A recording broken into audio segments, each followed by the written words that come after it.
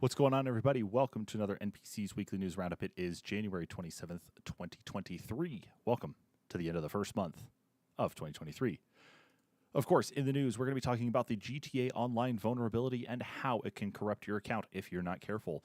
We'll also, of course, be talking about a recap on the Xbox Bethesda Developer Direct that was showcased this week and all the fun that came out of it. And, of course, talk about Riot also being hacked and the League of Legends source code being stolen with it. So we're going to hop right into it here with this, going into our at least first little bit. But, of course, my name is Travis, and as always, I'm joined via Discord by Kyle over there next to me. That way. That's Kyle. Hi, Kyle. What's up? What's up, man, is that we've got some crazy stories to get into. Two of them security-related ones, because as a security person now, you can't just help but, focus on some of it. But we're gamers as well, too, so kind of affects us Right. sometimes in the long run, too. So let's hop right into it, man. By talking about this first story here from Bleeping Computer, GTA Online bug exploited to ban and corrupt players' accounts. So this was reported earlier this week and actually given a CVE number. The article says reportedly a new remote code execution vulnerability in the PC game client was abused by the developer of North Grand Theft Auto 5 cheat to remotely change players' account attributes, like zeroing their money balance, corrupt accounts, and even ban players from the game. According to user reports, the exploit can impact even players not in the same multiplayer lobby as the attackers, so anyone, as long as they're online, is susceptible to attacks. Apparently, these were added or at least discovered, according to the information in the article, as soon as January 20th, 2023. So last Friday, and they were added in, I guess, apparently as a part of this cheat system back in their 2.0 release then last Friday. So it looks like Rockstar has acknowledged that there is something on there, but they have not actually issued any sort of fixes or patches or anything of the sort for the game just yet. But Kyle, I mean, you're not playing any GTA stuff, at least as of late, are you? No, I never really got into it. Okay. Well, I mean, this really seems to focus on the online part more than anything. So I guess it's fortunate for us that we're wasting a bunch of our time online, playing Final Fantasy 14. So here's to hoping no remote code execution vulnerabilities in that. I Right? don't want to lose my character that soon. But this seems to be bad enough that it actually is corrupting user accounts. Like, not just to make the adjustments to user accounts to give them money, take money away, change level, remove level, but also literally corrupt their account to the point that they can't even load up their character anymore. And it apparently seems to be a big issue, not just the fact that it's hitting a few people. It seems to be pretty widespread. Do you know anybody who's playing GTA Online right now? I mean, I know it's still plenty popular, but I know a what's your few take people on that it? play it every now and then, but I don't know that they're even necessarily aware of the hack, or at least they haven't mentioned anything to me about any knowledge of the hack. So I don't know if it's something that they're making widespread knowledge, or if they're acting upon real quickly, or any of that. But I mean, kind of bizarre that they would have such a bad vulnerability in their system, considering it has been an ongoing uh game for 10 plus years now. And I think that's part of it, is that this has been going on so long that maybe this has been getting abused for a lot of the GTA modding community in like some way. Like, the modding tools they use might actually have this, but just someone found that it extends beyond. It seems like that not only is this affecting the game itself, though, with this what they're, at least some people are calling, a partial remote code execution flaw, it seems like it could be also bypassing through the rest of the computer as well, too. So it makes me think, if this is bypassing some of it, maybe this ties into possible problems with anti-cheat. I know that, like, the cheat stuff is supposed to get around that anyway, but like we've seen, like with Riot Games, and we're going to get into their hack here in just a little bit, but their anti-cheat system runs at the kernel level, which means that as soon as you start up your computer, that basically comes up with it. Right. And I don't know if Rockstar has theirs the same way, but if they do, and this does extend past just the game itself, that's pretty serious. Like, that's hardcore enough that you need to be careful doing anything on your computer if you're a regular player for GTA Online. Yeah, I mean it'd be pretty horrible to think that a game that what you can play for $15, because what it's like $15 or $20 to join the online game can totally destroy your computer now. Yeah, that's a pretty big deal here. It seems like there is a fix though for anybody who has actually been a victim of this. So if you are a victim of this, apparently a temporary fix for the corrupted accounts, this is from the article, that seems to have worked for some players is to delete the Rockstar Games folder from the documents folder and then reload the game to refresh profile data. So it seems like the corruption seems to linger on locally, not necessarily in cached data, but it actually seems to save itself in some data that you have saved on your computer. So go to your own documents folder, go look for that Rockstar Games folder, and then delete that, and then relaunch the game. So that way it downloads new fresh data from Rockstar's cloud services. So as of right Oh now, man. it looks like they've got a security related title update in the works, at least as of the 25th. So that was Wednesday. That Rockstar it looks like is going to be pushing out, but they don't have a time frame on when that's going to be there. So all we can say is make sure your firewall rules are up to date on your machine. Make sure your antivirus and anti-malware is up there, because remote code execution doesn't mean just remote access to your computer. It also means different things that can be spread too. Um, you know, I guess just be as careful as you can at this point in time. Best thing probably until it's fixed is literally don't play Grand Theft Auto online, at least until the patch comes out. Yeah, and it looks like there was actually a video on the article showing what happens if you've experienced the hack. So it seems that if you are online and go to either go out into the world or basically in through a loading screen, or go to switch over to online or switch off of online, you'll basically get stuck in an infinite cloud loading screen and you'll never get past it. So if you'll know if you've experienced the hack, because you will not be able to access the character basically whatsoever. So there's some checksum or something going on. I've got the video up that you're talking about from the tweet in the article. Yeah, it seems like you're kind of stuck in some sort of like infinite loop check where the actual validation of your account against something on Rockstar's side is just not happening. And that's why it's being as picky as it is. So, dang, that's That crazy to at almost least makes me see think it here. is directly related to the anti-cheat, just because it's something that has to communicate to the server before the game can even launch its protocols. Absolutely. So Absolutely. So, yeah, if it's got to be able to do that validation and check, then yeah, there's got to be something in there that's causing that. So, best thing probably right now until that title update comes out is to just hold off on playing GTA Online or risk the potential of something happening there. Uh, in the meantime, let's carry on here to our next story, Kyle, and that is the Xbox Bethesda Developer Direct recap. Uh, I did get the chance to watch the majority of this. Kyle, did you finally get a chance to follow up on this and check out anything else with it? I didn't, unfortunately. I downloaded one of the games, of course, to try out, because it did get shadow dropped during the recap, which is something that I think going forward would be really cool to see Xbox do more of these with more shadow drops like that. Mm-hmm. But um, that's not where the whole thing starts, of course. So I mean, we can go ahead and get into it. Yeah, it's all good. So the first thing they had on the list was Mojang Studios talking, of course, Mojang being the parent company or parent studio for Minecraft, talking about Minecraft Legends. So they did reveal that the game is going to drop on April 18th. That is a Tuesday.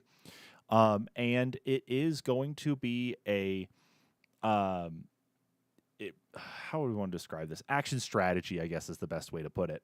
But it's going to have a story driven campaign to it where your objective is to basically fight against the piglins that it looks like the nether is trying to merge with the overworld, and you have piglins that I guess are forming up an army and such that are going to try to make their way over, and your objective of course is that as they make their way over is you're to battle them, and of course it being action strategy means that You're going to have some RTS components to this, at least in the capacity of building up a fortification, building up defenses, building up offenses as well too. Whether it's like a cluster of, say, characters that can shoot arrows or something. They might be weak, but the arrows themselves combined just deal a lot of damage. So you might have a lot of that you can build up to. But then it also has PvP. So instead of worrying about what carries over from the Nether, you just need to worry about the person, online that you're going up against, which will probably be that guy there when we can download this and play it. Uh, but yeah, that's right, Kyle. I'm calling you out. We're gonna have to try it. Um, the key part of it, though, of course, is that similar to the way Minecraft Dungeons was, is that it's got a unique story that goes along with it. So there are going to be some tweaks to the way we've seen like mobs and such. There are going to be tweaks to some of the characters that we're used to as well. So really, it's going to have that vibe where it takes all the things we know and love about Minecraft, but truly, gives it its unique spin. Like, I guess the best way I can describe the way the characters actually look in there is, those Minecraft miniature toys you can get, like the little Yeah. ones. They look just like that. The characters themselves in the game look more like they came from that toy line than they do like characters like just straight out of the regular Minecraft Bedrock or Java edition. So the actual graphics are keeping in line with the artwork that they've released for it thus far. Yes. Yep. And then they Oh, also did okay. confirm that it is procedurally generated, though, too. So every world is going to Okay, be that'll be completely neat. different. Yeah. So just keeping with Minecraft's tradition is that every time you start up a new game, your world is going to be completely different. So maybe there will be the opportunity to generate new seeds in that, too, especially just like you can in regular Minecraft. Uh, That'd be really cool. yeah. And then, of course, Turn 10 was up next to talk about Forza Motorsports and go into more detail about what is actually going to be happening with that game. So, as it stands right now, they haven't revealed an actual release date for the game yet. All they said is that it is coming this year, but some rumors have gone around that says it could be late this year into early next year. It may have actually gotten pushed out sometime just recently. Yeah, with Forza, I honestly with this one especially, as fantastic as it looks, I mean, even in comparison to like Gran Turismo, it's so crazy realistic how far they've gone with this iteration of the motorsport. So, I personally think if they need to take until December 15th to launch it, by all means take the time because I think it'll be worth it. Yeah, I really agree too because I enjoy the competition between like Forza Motorsport and then F1 as well as Mhm. Gran Turismo because like if you want to talk about like your top tier racing simulator experiences, I think those three are really the ones that everybody looks towards to actually see, or at least in regards to the competition. Those are the three that people really look at. Right. But they did indicate so they're going to have 100 over 100 new to Forza Motorsports cars. They're going to be having more modern race cars as well too built into it. So you're not just going to have to go back and play classics or anything. You're going to see more of the modern cars you actually see out there. A couple of other things here. I'm referencing some other details I've got on it. They rebuilt their entire material and shader engines as well. So they've got a lot of things that they've done, especially in the video that they had there as part of the developer direct, that they use some special camera techniques and some other like I this is probably the wrong term. It's like image spectrography. It's probably the wrong word, probably wrong phrase. But they did something where they actually caught the paint from these cars that they used as reference to make sure that they actually got it in the right angles with the right light as well. So that way, not only do we get the real experience of it, of the colors when it's actually exposed to natural light, we're getting more of a feel for that true realism, though, across That's the board, insane. whether it's at day or night, too. Especially because, yeah, I mean, you think the overall focus on the Xbox, too, with the Xbox Series X is ray tracing. So this is going to be one of those titles to help showcase that ray tracing capability on it. Not just the racing sim part, but the true ray tracing capability. Right. Of course, a lot of audio work that they've done too with support for Dolby Atmos in here. So if you really want that surround, the true surround sound experience, 20 tracks on day one. And I guess apparently there are going to be some tracks. No, it looks like they are. Yeah, they are ones from previous Forza Motorsports games: Maple Valley, Laguna Seca, and Spa Francorchamps. I don't know if I'm actually pronouncing that right, but hey, you know what? That's all right. Um, and yeah, so if you want more details, of course, on Forza directly, you can check that out on the Forza blog itself. Now let's get into the game you were talking about, Kyle, because yeah, I'm actually enjoying this one too. Hi-Fi Rush. This comes from, of all developers, Tango Gameworks, who is responsible for The Evil Within. And this game, it's Ghostwire. yeah, and Ghostwire, yeah. Yeah. So this game is a single player, what they dub as a rhythm action game, which yes is exactly what it is. So you play as the character named Chai, which I roll my eyes at the name itself, but whatever. Chai is a volunteer to an experiment to augment himself by replacing, I guess, what appears to be some sort of like dead arm or something with a robotic arm. Well, there's a mishap in the midst of the actual procedure where his MP3 player is kind of cast upon him. He wants to be a rock star when he, I guess as a career. His MP3 player falls onto his chest, and in the midst of the procedure, the MP3 player is actually built into him, and the entire world begins to sync to this beat. So he uses the beat itself to actually perform his combat and his moves. So, of course, as long as you sync up the actual attack to the beat, you'll be able to actually generate more damage. You'll have different combos that associate with the beat as well, too, different like dodge effects and such, as well as special attacks that are definitely more like Rockstar themed. Um, couple of the or a couple of the things with the music especially is that not only do you have new music built in or music built for the game specifically, but you have music from Nine Inch Nails, Black Keys, Prodigy as well as in there too, and it's awesome. It's awesome to hear that and play it. I find it to be really fun. Did you get a chance to actually try it out? Haven't had a chance to try it out. I did get it installed.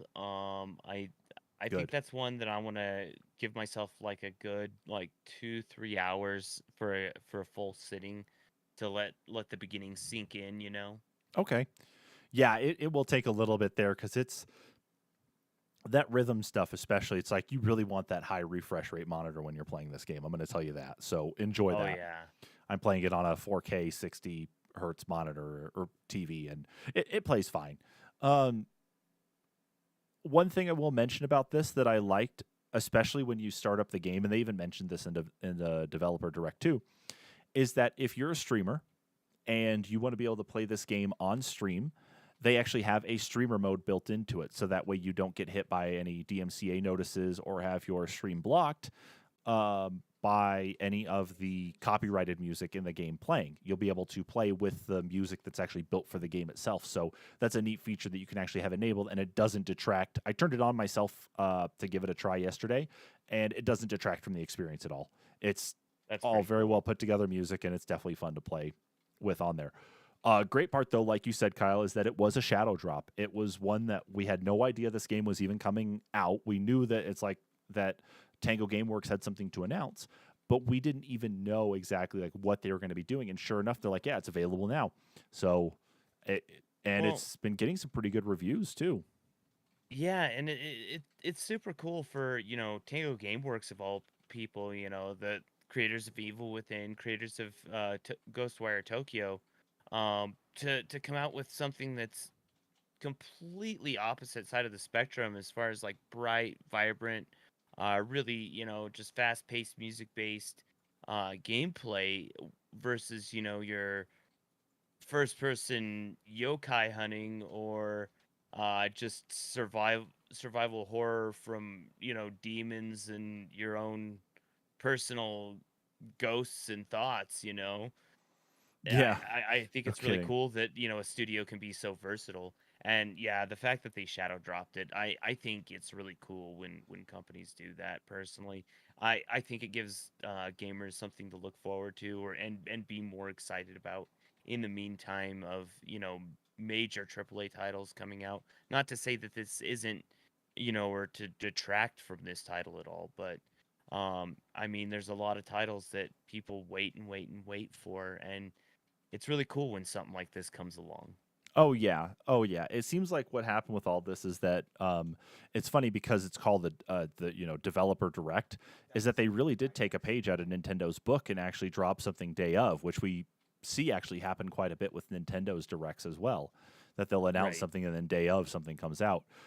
Some of the review scores that have already come out for this game though are actually pretty up there. So like Way Too Many Games gave it a 9.5 out of 10. Video Games Chronicle gave it a 4 out of 5. Altchar gave it a 100 out of 100. Kaku Oh wow. Chopuri, I don't know exactly who this one is, gave it an 80 out of 100. And Xbox Era gave it a 9.5 out of 10. I know we're going to still see some more review scores come up through here, but it seems to be pretty popular, at least out there right now. And I'm glad that it did shadow drop because it's fun. It's always nice to have a surprise in the world of gaming that isn't, microtransactions or another company getting hacked or any of this other stuff. It's nice to have something like that. Right. And then even Serpent Knight says here in chat too, says sounds better than the wife arm plot in the Bionic Commando reboot. Wife Yeah, arm, no what? doubt. Oh, that's Oh, right. That's right. yeah, yeah, because Spencer's arm is technically the soul of his wife. That's right. I remember now. Yeah. It's been a long enough time now since I've played Bionic Commando, but yes, I remember that. Yes. Okay. Uh, so outside of that, we've got news, of course, from ZeniMax Online Studios talking about Elder Scrolls Online. So the next chapter update for this year is going to be called Necrom. It's going to be taking you back to Morrowind, and you're Heck going to be going yeah. to the eastern regions of Morrowind. And it's also going to be adding in a new playable character called the Arcanist or Arcanist, whichever one you'd like to say. Um, and then, of course, they also added a free trial for people who want to play Elder Scrolls Online Plus, which makes, according to the article here from Xbox News, it says, which will make all past chapters, including High Isle and past DLC, available to any players with the ESO base game. Excuse me, including those playing through Game Pass. I believe there's some other talk though too about things that were like very particular to like some of the other Elder Scrolls games, like Skyrim, for example. They're going to be bringing some stuff in to that as well too, as it relates to things with Morrowind. It doesn't necessarily mean that they're going to do a crazy bridge with Skyrim Morrowind stuff, but because it is one large environment here with being a MMO, it'll definitely cover quite a few things there. But there were some things they talked about there in the direct about it. I just unfortunately can't remember exactly what. And then, of course, is the last bit of news is talking about Redfall. So they actually spent more of the time in this one showing more gameplay footage of Redfall, and it's not exactly what I expected. So Kyle, you and I discussed this the other day after this was put up there. Um, I expected to go into this game with it being Left 4 Dead, but with vampires instead of zombies. We've Right. played Left 4 Dead, we've played Back 4 Blood, we've played World War Z. That's what I expected going into this. But there's a more sci-fi esque take to it that's not just like that. Like you can actually spawn in robots that actually help you, like robot dogs, There's robot like like sentries. Um, jump pads and there's stuff jump that you pads. can access, and there's like I guess a whole home base system where you'll be able to I guess not just launch missions, but you can go out into an open world and explore and meet Mm-hmm. up with up to 4 players that you don't necessarily have to start the game with, but you can actually just meet up with them in the real or in the open world, which I'm Yeah. not entirely certain how that works, but yeah, it sounds like it's gonna be far more expansive than just a Left 4 Dead scenario, which is kind of cool. I don't know if they're going too big because I did hear the words Far Cry being thrown around a lot when they were talking Yeah. about how That's open been it's the big supposed one. to be. But That's been the big yeah, comparison is Far Cry. And I guess if that's the way they want to handle it, hey, that's fine. I mean, Far Cry's got a pretty well established mechanic to its open world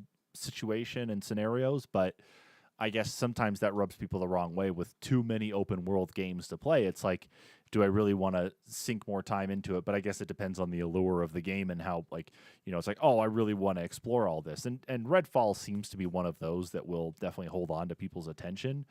Um, Right. but it's just, again, it threw me off though, just with a lot of the sci-fi type tech in it though. So it's kind of like I don't really know how else to describe it. I mean, I think we've pretty well covered that part. Yeah, I don't know if I necessarily want to say it's like cyberpunk meets like super 80s, almost Stranger Things esque Fright Night, vampires. I don't know. It's a weird amalgamation of things to me, but I don't know. The more and more I see on it, it kind of makes me interested, but makes me wary. I think it's ambitious, but I also I'm just kind of waiting patiently to try it out because I mean, Arcane, if I'm not mistaken, was also responsible for Deathloop just recently, weren't they? Yeah, that's correct. Yeah, and I enjoyed Deathloop, so I it makes me kind of excited but also cautious on this one because I went into Deathloop the same way, excited but cautious, and it was a little bit different style game. It was a little bit cartoony, but a little bit Dishonored, and I don't know. I feel like maybe a little bit of Left 4 Dead with a little bit of Far Cry. Maybe it could be the mix that we've been missing for a few years now, but I don't know. It's very possible. Cautiously optimistic is kind of where I'm sitting on this one. Hey, that's perfectly fine. Uh, Yeah. that's perfectly fair, especially in this day and age with some of these games too. So that drops. Let's see. Did they give a date? May 2nd. So more towards the summer, of course, when there's more time to probably spend on some of this. But yeah, so you won't have to wait. Hopefully, too terribly long. There's no beta or anything like that beforehand. It's just going to be May 2nd. Drop on Game Pass, and you can go purchase it physically if you want to as well. Last bit, of course, on the developer direct is that they didn't make any mention of it in the actual video itself, but it was kind of already known, so I'm just resharing it here. There was no talk with Bethesda directly in regards to Starfield. Because of Starfield and as big of a game as that's going to be this year, they are planning a separate standalone showcase for this event, or excuse me, for this game. However, they have not specified when or where they're going to be doing anything with it. Whether they're going to be doing a they're going to be doing a in-person thing with people, or they're going to be doing another video thing similar to the way the developer direct was. So in the meantime, once until that becomes available, we just get to wait and maybe see some stuff leak out on Starfield as time goes on. But let's go ahead and take that. That's it on the developer direct part. Let's move on to the next one, and this involves another problem with security, but this time all of it is basically someone else's fault. So Riot says that Riot got hacked, and the League of Legends source code, along with several other things, has been stolen and is being held for ransom right now. I believe the ransom sat at around, last I saw from another group, was like, I believe, $1 to $10 million. So some Which big I mean, range. yeah, that's considering some of the money that Riot gives out for their biggest competitions, with League of Legends and even recently with um oh shoot, with Valorant. That's just a drop in the bucket. Yeah, no kidding. But what was taken though was League of Legends, Teamfight Tactics, and then a old anti-cheat platform that they used to use before this one that they have now. The one that I was kind of alluding to earlier with the kernel level anti-cheat. So that was what was actually picked up, and they've gone ahead and said that they received a ransom email from the person who hacked them. That was on Tuesday, but they have said that they will not be paying the ransom. Uh, they went on to say, truthfully, any exposure of source code can increase the likelihood of new cheats emerging. Since the attack, we've been working to assess its impact on anti-cheat and have been to be prepared to deploy fixes as quickly as possible if needed. The illegally obtained source code also includes a number of experimental features. While we still hope some of these game modes and other changes eventually make it out to players, most of this content is in prototype and there's no guarantee it will ever be released. So what happened though here with this, Kyle, is that even though they had all this stuff taken, and that's why I kind of bring this down to a person thing here, is that they were hacked through social engineering. So whether it was someone went through and found, people who work for Riot, whether they're actual first party employees or they're contractors, and somehow was able to manipulate the actual login credentials or something out of them to be able to get in. It's crazy to see that ends up actually being like the number one way that most of these things happen is by reuse of passwords and by this social engineering where someone says, yeah, I'm with the IT department. We're having problems with this here. Can you authenticate to this URL here that looks like a URL? And it's like to make sure that everything's connecting okay. And they go and put in their username and password, and then that's how they scrape it out and use it to get in. So that's kind of how a lot of it happens, at least, for a lot of these hacks that occur. But even though the damage is already done because the source code's out there, which means you've got a lot of cheats that can be basically built now potentially as it's scraped through by those who do make cheats or what have you, or other hackers, and could cause some problems for League of Legends down the line. What do you think about that, Kyle? I mean, I personally think the way that they're handling it is probably for the best, that they're not actually cooperating with the hackers and not paying. I think, yeah, it could cause issues in the future, but I think it's a day zero event like this for them.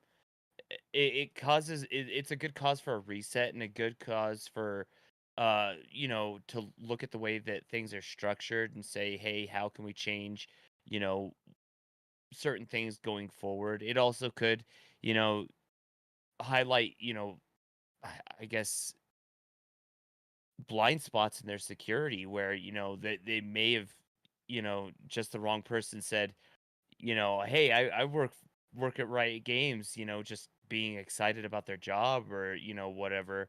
Or maybe it wasn't even necessarily that someone passed by their computer and saw some code and, managed to get a keylogger or something on their computer at a coffee shop. It could be as simple as that. So Yep. it's unfortunate that these things happen. Um, I'm I'm glad that they are able to act so swiftly and that they're working with law enforcement. But it's good that they are being completely transparent with the users for the games and whatnot, that they have been hacked. So, if there are any issues with user accounts, users should be aware that they should change their passwords potentially too, to protect any information that they have on the servers.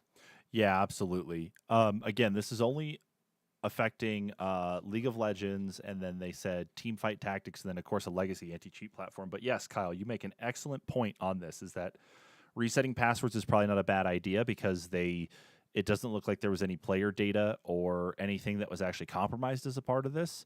It says they remain confident that there hadn't been any that was compromised, so that's good, but it's still probably in your best interest to reset passwords.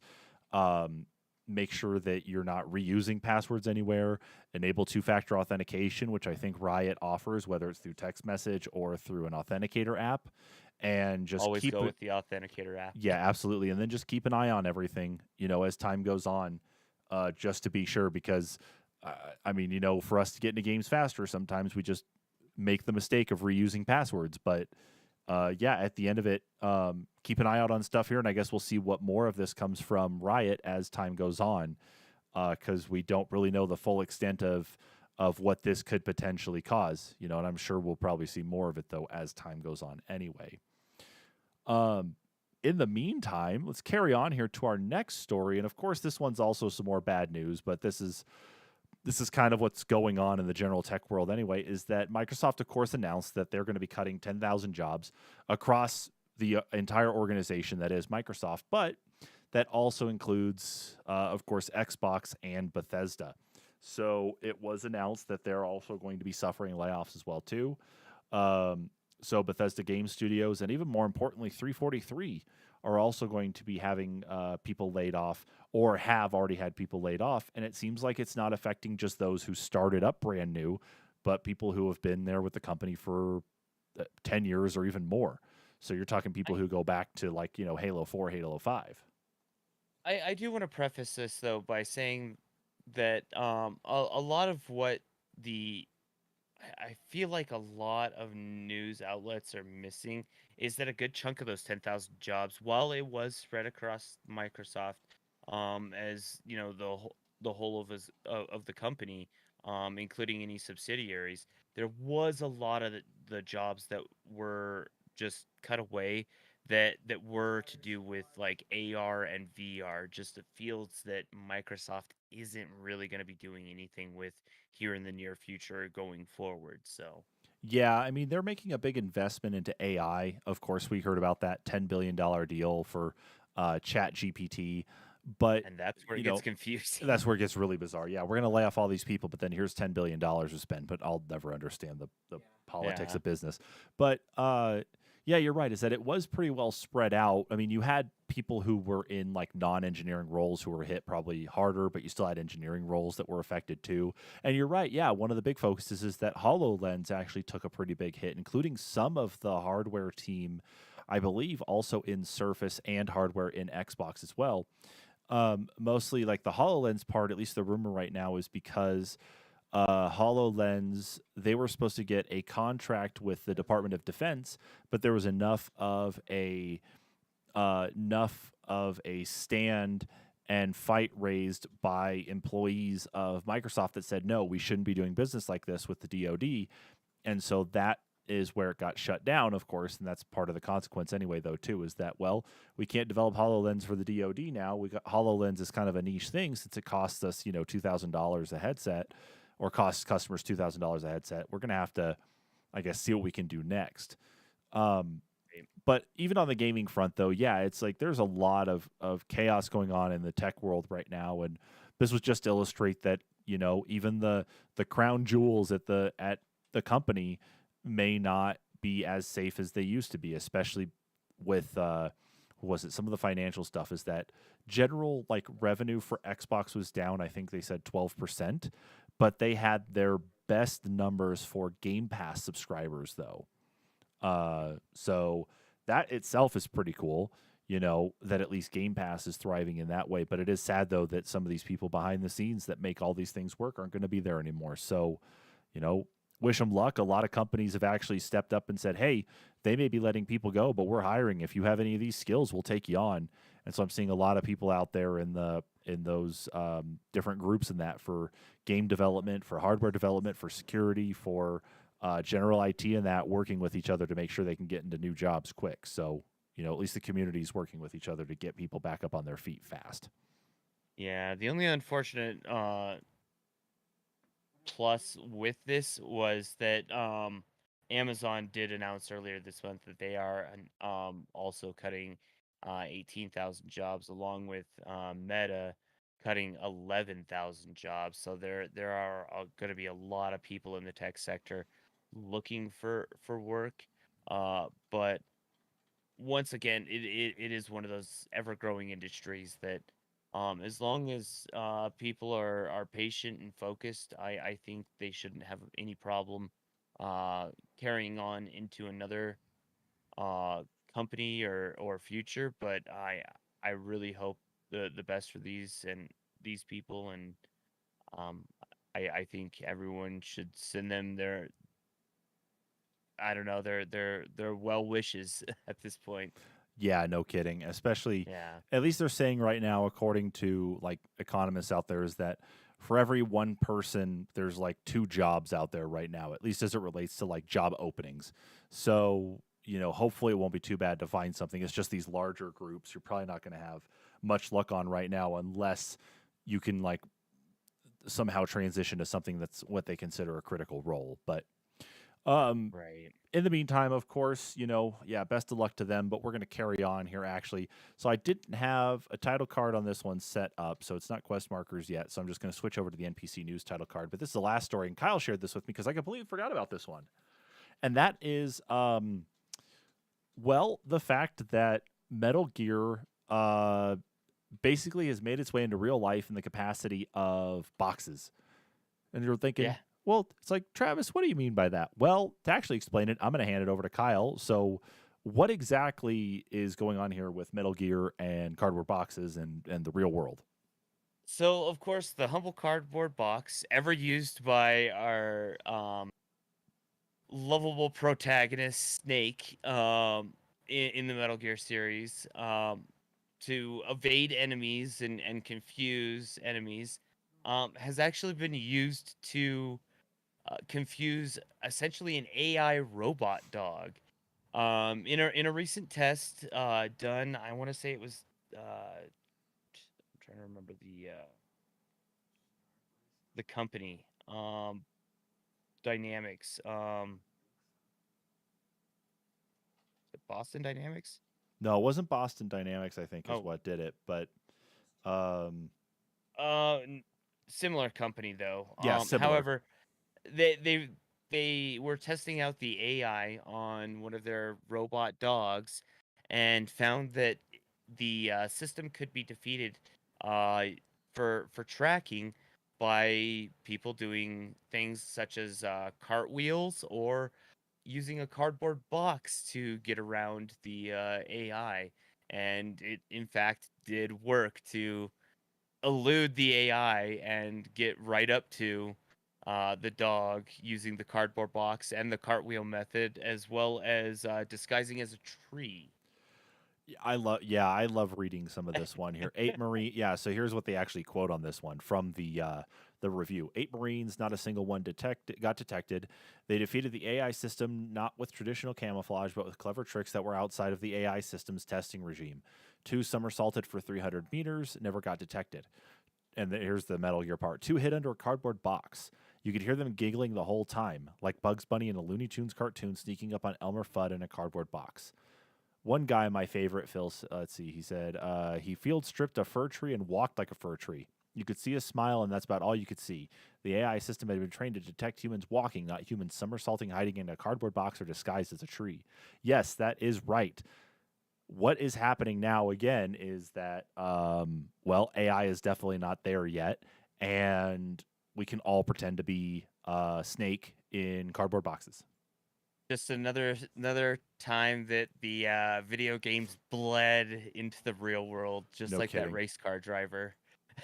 Yeah, no kidding. And I mean, like the article here that you had even shared with me, Kyle, that we're referencing here from PC Gamer even makes a good point.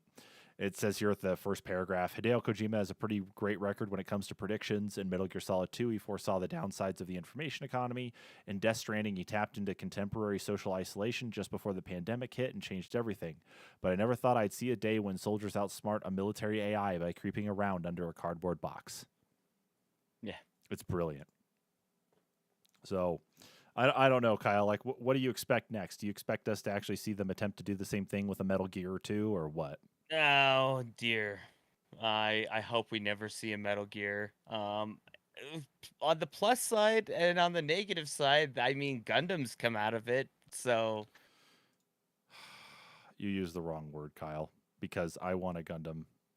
So yeah, but there's lots of negatives to Gundams because that's a giant robot.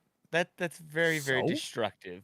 so Kyle, humans are generally very destructive, and if we This can is do it, true. if we can do it with giant robots, then I will take it. Okay, give me. I don't care even if it's a GM. I don't even care if it's gun tank. I want it. I want a mobile suit. Okay. But yeah, no, I mean if it I would hope this doesn't allude to any sort of like Patriot system being created, but and you or let alone genome soldiers and Metal Gear, Rexes. But I mean, if this speaks into the anything to the future, if Hideo Kojima's predictions are correct, we have a lot to be fearful for. Yeah, we do. Yeah, we do. However, I would take a Metal Gear Rex, but I'll also take a mobile suit. I'll take a Megazord. I'll take even Big O or the Voltron. There's quite a few out there. So let's come on. Let's not discount the fact that it's like maybe before I die, I could have a mobile suit of some type. So let me have Giant this, okay? robot. Yes, that's how I go. I'll be stepped on by a giant robot. That's the way to go. Um, Outside of that pipe dream, of course, that was the last story in our uh, main news cycle here, of course. But it's time now to move on to the last bit of the news for this week, and that is the quest markers, of course, with Kyle. So, Kyle, take it away, Yay. buddy. What do we have in quest markers this week? So, for our first quest marker for the week, a man was saved from losing his job. Well, more or less being fired from his job for playing video games at work by his union rep proving that his graphics card in his work computer was unable to run the game he was accused of playing. The game in question was actually the new Call of Duty, and I guess the graphics card that he had in his computer was less than a GTX series, or was a very early GTX series, not compatible with the game. And once the, I guess, manager had accused him and taken it to corporate, he managed to save his own skin by proving that it was, in fact, not a game that was able to be run on the computer whatsoever. So, I guess system specs win, even if they're bad at some point. In this case, yes. Yeah. And then, in our next bit of news, The Last of Us TV series has been renewed for a second season, following its second episode, with pulling 22% more viewers than its opening first episode. The show has been extended into the second season, which will actually cover The Last of Us Part 2, which me personally begs to the question, is it going to be a season 1 or a season 2 part 1 and a season 2 part 2? I guess we'll have to find out, because that game's really long and there's a major shift halfway through it, so it'll be real interesting to see on that one. And in our last quest marker for the evening, cue up the Bond music, because GoldenEye has re-released on the Nintendo Switch and on Xbox Live. Of course, if you've already got Rare Replay, you can go ahead and download GoldenEye, but it is available to anyone that is a Game Pass subscriber on the console, as well as anyone that has the expansion pass on Nintendo Switch.